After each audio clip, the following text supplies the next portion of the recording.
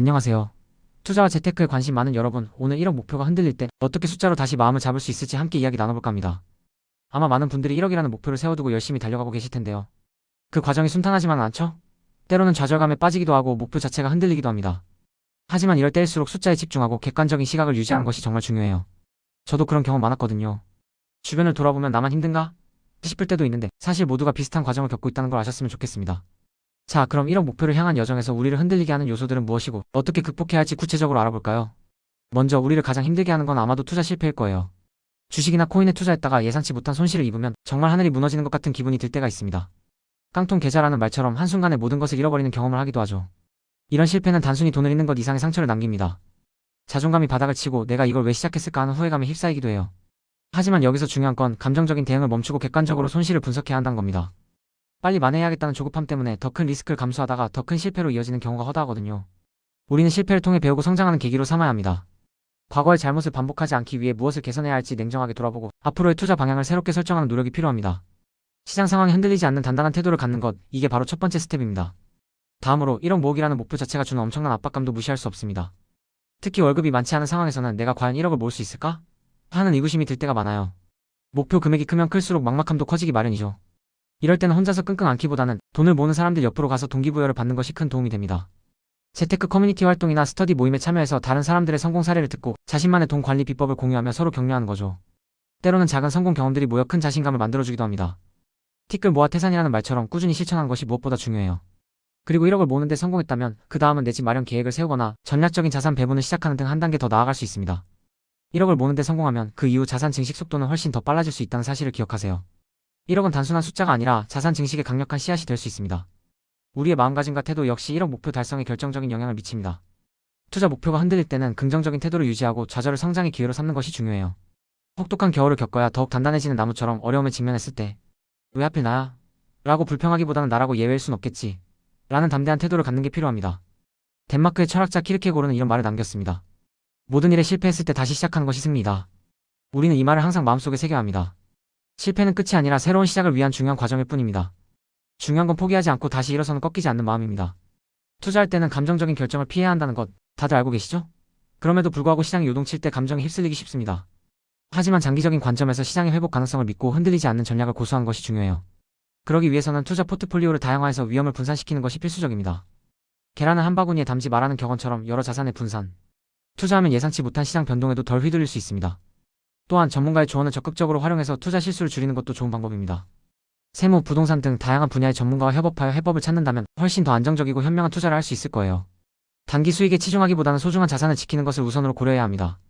시장이 흔들릴 때도 불안해하지 않는 튼튼한 포트폴리오를 구성하는 것이 핵심입니다. 1억이라는 돈은 단순한 금액을 넘어 우리에게 새로운 가능성을 열어주는 중요한 마일스톤이 될 수 있습니다. 1억을 모으고 나면 이자 크기, 마음가짐, 그리고 투자 선택지가 확연히 달라지는 것을 느낄 수 있을 거예요. 1억은 더 큰 돈을 벌 수 있는 강력한 시작점이 됩니다. 부동산, 주식, 해외 투자 등 다양한 투자 선택지를 고려할 수 있게 되죠. 특히 시간의 중요성을 인지해야 합니다.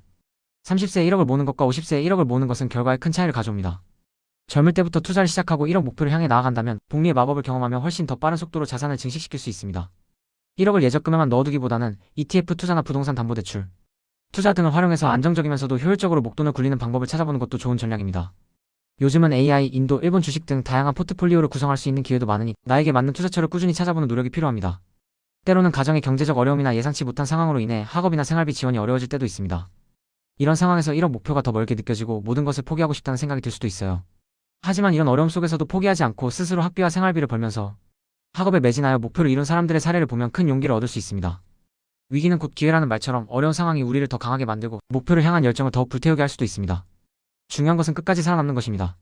아무리 좋은 전략도 포기해버리면 아무 소용이 없어요. 우리는 사회에서 1등만을 기억하고 잘해야만 한다는 사회적 압박감 속에서 살아갑니다. 경쟁과 비교 속에서 오는 박탈감도 무시할 수 없죠.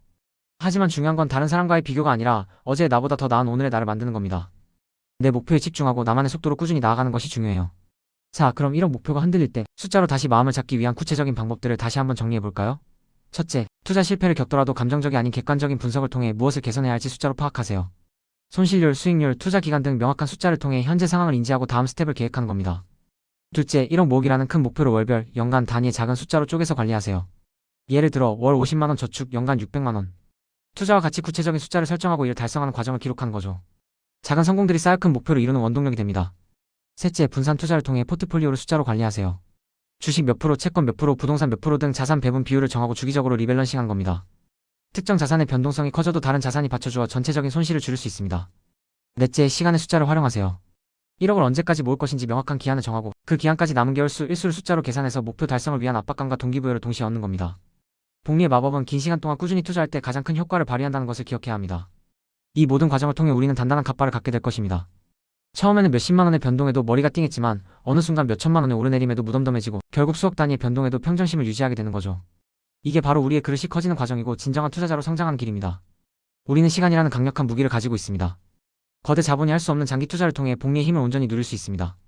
중간에 변심하지 않도록 강력한 마인드셋을 구축하고 인생의 중요한 이벤트들을 예측해서 각 시점에 맞는 투자 기간과 전략을 세우는 것, 그리고 예측할 수 없는 리스크에 대비해서 속성이 다른 자산 23개로 분산 투자하는 것.